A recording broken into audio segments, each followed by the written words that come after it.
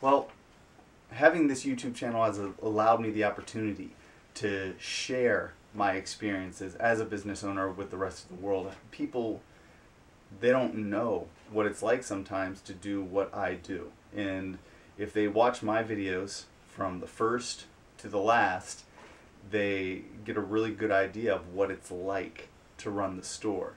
I mean, I don't show myself paying taxes or dealing with the Bureau of Workmen's Compensation or anything, but they get a good idea of the day-to-day work of it. And then also it gives me the opportunity to share my opinions on different things, and that's always been very nice. I like having the ability to speak my voice and let people know what I have to say, as well as show them what I'm doing in maybe the hopes that they can someday do the same thing. Maybe they open a business and they look back at my videos and go, oh, well, Muzz did this.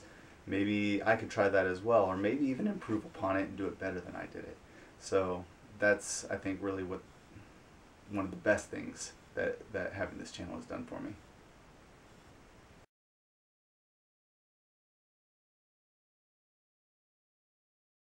The video diary thing just started on a whim. I didn't plan it. It wasn't some preconceived notion. It was just one day I was standing around the store. I was getting ready to move the store to a new location because I used to be at Columbus City Center Mall and it was closing. And I thought, man, I should really take video of this and document everything. And then it occurred to me that, wow, maybe I should share that with everyone. And that's how the channel started. It wasn't a thing where I wanted to get a bunch of viewers, or I thought it would be awesome, or someday I could make money, or I'd be famous. You know, it was just something that popped into my head one day, and I decided to do it, and I kept doing it, and kept doing it, and here I am all these years later with this pretty cool, if I do say so myself, YouTube channel. And that's how that happened.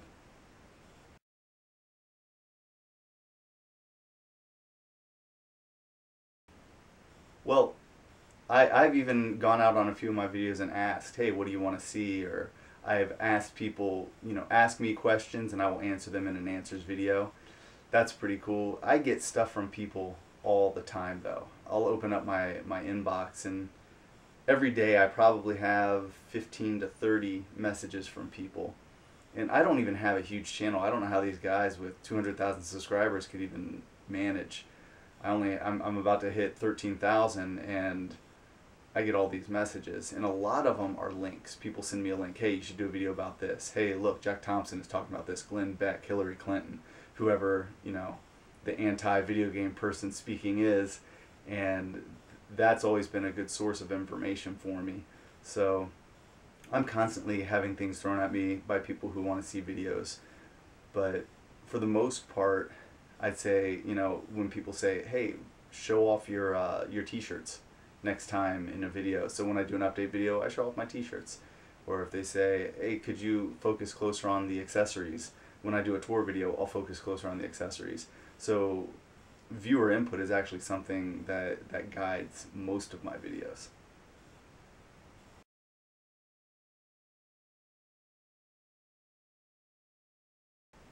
This is actually pretty cool. I've had a lot of people come into my store, and I wish I knew names right now or had them written down or something so I could give them a shout out, but I've had people from, let's see, I had a guy from Arkansas come through.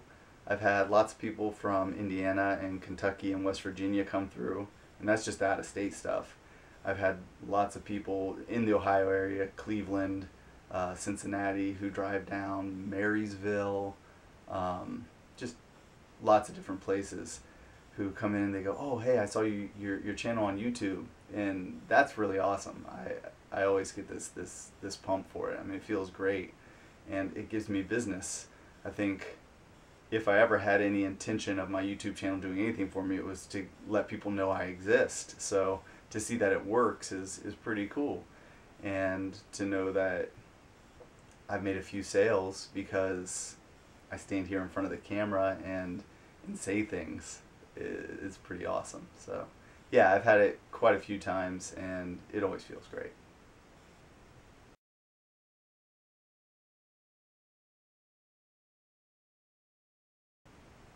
That's a good question. I never intended to speak out in my videos, to take on video game politics and, you know, topical issues. That wasn't what my channel was about. And somewhere along the line, maybe it was Glenn Beck or Jack Thompson, or, you know, someone said something about video games that I didn't like, and I thought, I think I'm going to say something this time. I'm going to get in front of the camera and I'm really going to voice my opinion. And it turns out those are some of my most successful videos. I think they're the ones that I've gotten the most feedback on, the most comments, the most likes. And I thought, wow, there's something to this. Maybe I should keep doing it. And, you know, as for how it feels, well, it feels good.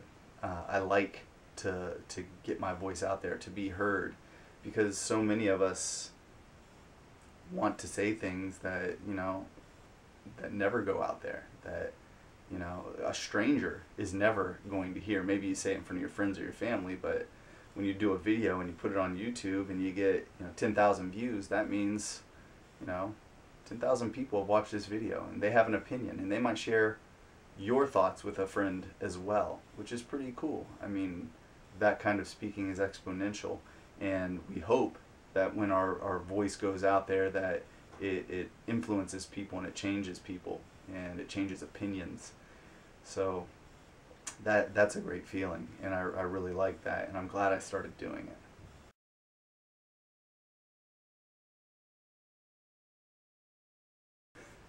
I don't even know who I am. I'm just a dude who loves what he does. I don't even know if that's a good enough answer.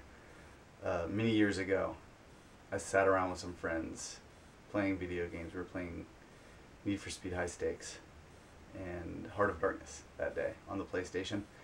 And my friends were asking me some questions. I had read about both of these games in the most recent video game magazines at the time, your Game Pro or your EGM.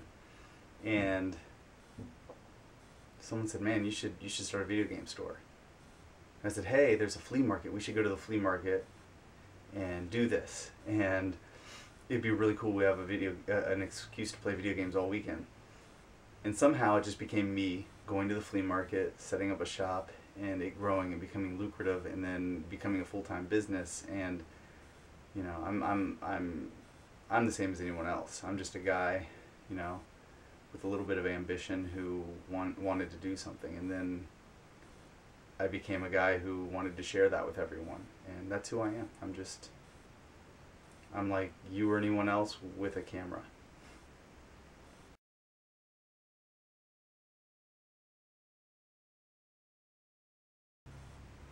That's a really good question.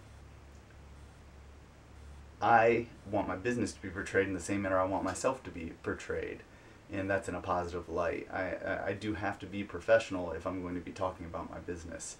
So I can't do a lot of yelling, cussing, you know, all the stuff you see a lot of YouTubers doing. And then in the end, I feel like it's good for me to do my videos that way. I don't want to be that guy, that character, the angry video game nerd. He's just a character. I don't get into that. I don't want to be fake. I want people to see who I am. When you see my videos, it's the genuine article. It's 100% me. And I think that's important in the videos I do.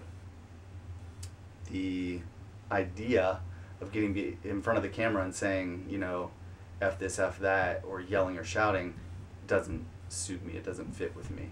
Look at a guy like Alpha Mega Sin, who I have the utmost respect for. I love his channel. I think he does a great job. He's knowledgeable. He knows his games, and he's a real cool guy. But I can't cuss like that, especially considering that I could have some kid watching my video and his mom walks in standing over his shoulder like, "What are you watching?" This, "Oh, this guy has a store at Tuttle Mall." You know, that's just no good for me. So I have to draw that line, and I keep my channel PG-13 because professionally that's how I need to portray myself, but then also because that's how I choose to talk. I want to be me, and in real life I'm not a guy who, you know, likes to drop the F-bomb every 5 minutes or yell about things. I'd rather take the direct, logical approach and try to convince people rather than show them my anger. So it works real well for those guys, and I think what I do works pretty well for me. And maybe not having that controversy on my channel keeps me from getting as many subscribers as I might get if I just got in front of the camera and was mad and I yelled and I, you know, pointed my finger at them and said, "This is wrong," you know. But at the same time, I feel like, kind of like I'm not going to the dark side of the force, you know. And to me that fits. For me that's perfect. And for those guys, what they do is perfect. And I wouldn't change it in any way, shape, or form.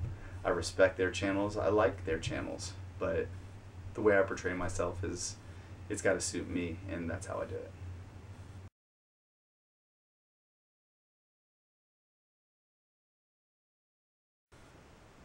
It really just depends on the video. I know I've spent 25 minutes shooting an update video and then another 2-3 hours editing it.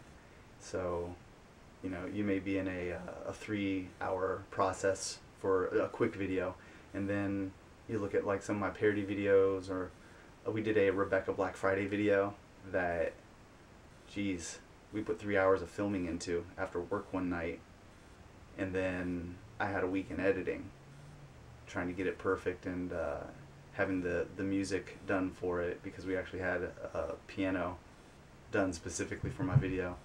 Then you look at the Little Muzz videos, those take some time, a lot of editing. So those videos can take, you know, upwards of a week or 2 weeks to shoot. Then you look at my rant videos. My rant videos take me the longest. My 250th video special came out to be like 42 minutes long or something like that. I had 2 weeks in writing notes for that video, studying, getting statistical information, learning the facts, making sure I didn't spew any misinformation, and then another 2 weeks in editing. So that's 4 weeks. I mean, so 3 hours to 4 weeks. It could be anything. It just depends on the video, the subject matter, and how much effort I want to put into it. I think if I want to release a quality product, though, it's worth the work. So I'll put in whatever I need to.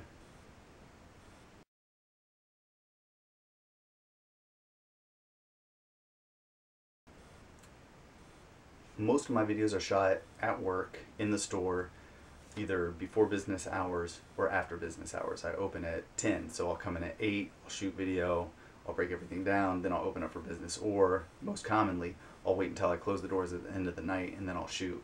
I do that because I don't want people walking in. It's not very professional to have the camera out and shoot a video while people are trying to walk through the store. So I do that. Now when I shoot here at home, I can shoot anytime, but I prefer to shoot at the store since it's all related to the store. And those are the most common times, before work and after work.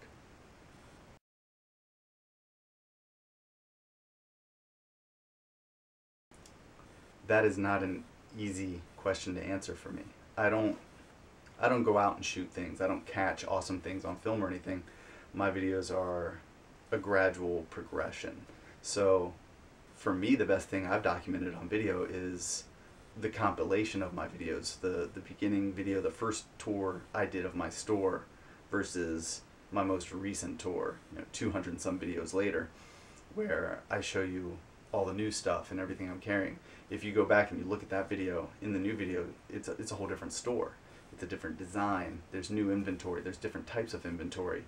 There's more inventory. And you say, wow, look how this has grown. And to me, that's the best thing I've documented.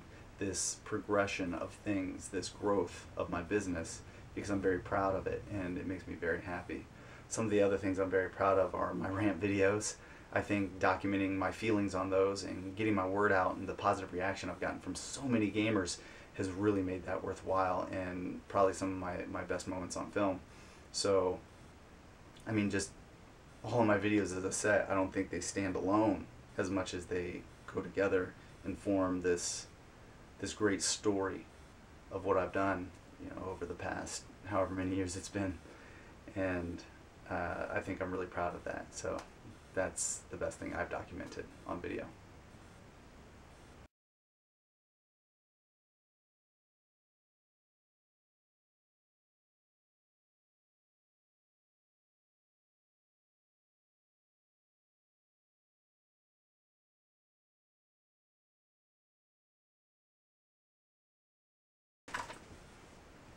Be like, Han, and shoot first. That's right.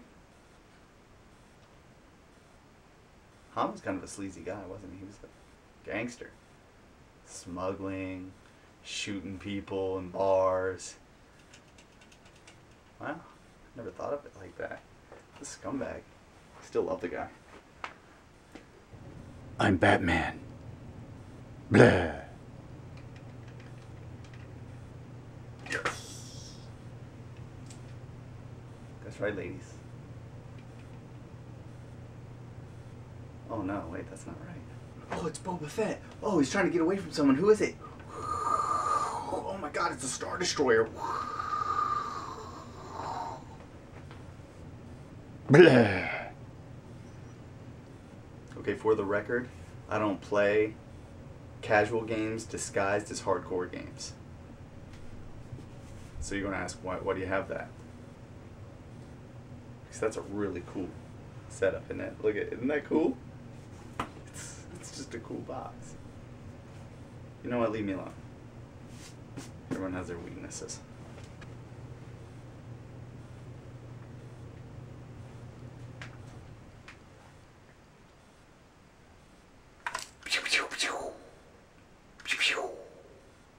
Blah, Joker, I'm coming to get you. Blah. Blah.